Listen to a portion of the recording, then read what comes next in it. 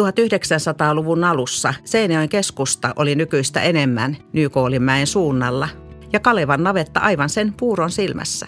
Vuonna 1908 Seinäjoelle perustettiin kutomakoulu, josta saatiin koulutettua työvoimaa rakennuksessa toimintaansa aloittavaan verkatehtaaseen. Tuolloin tehtailija Hugo Grönlundille kuuluva, nimensä mukaisesti navetaksi tarkoitettu rakennus, oli tehtaaksi omituisen näköinen.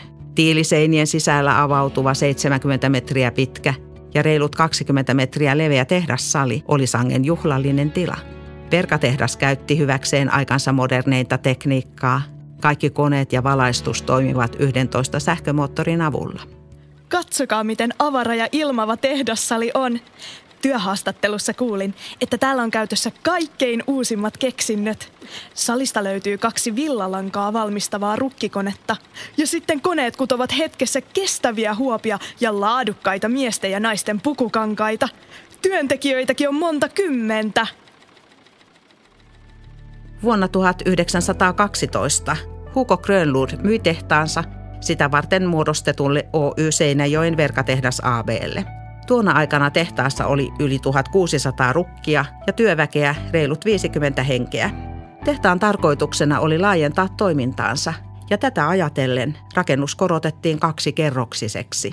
Verkatehtaan naapuritontilla oli jo 1900-luvun alussa teurastamo ja myöhemmin Itikan makkaratehdas. Tästä syystä Nykoolinmäki tunnetaan edelleen laajasti Itikanmäkenä.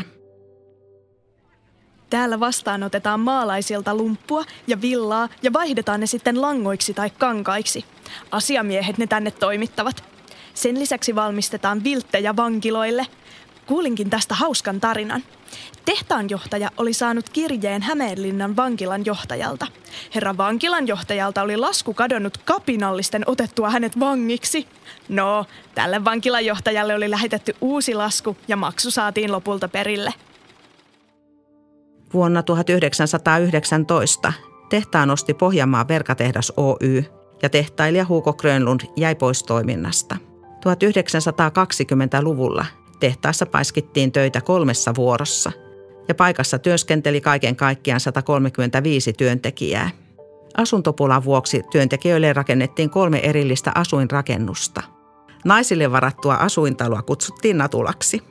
1920-luvun loppupuolella suuri lama ja yleisesti huonontunut taloustilanne vaikuttivat verkatehtaan toimintaan dramaattisesti ja vuonna 1929 sen toiminta lakkautettiin.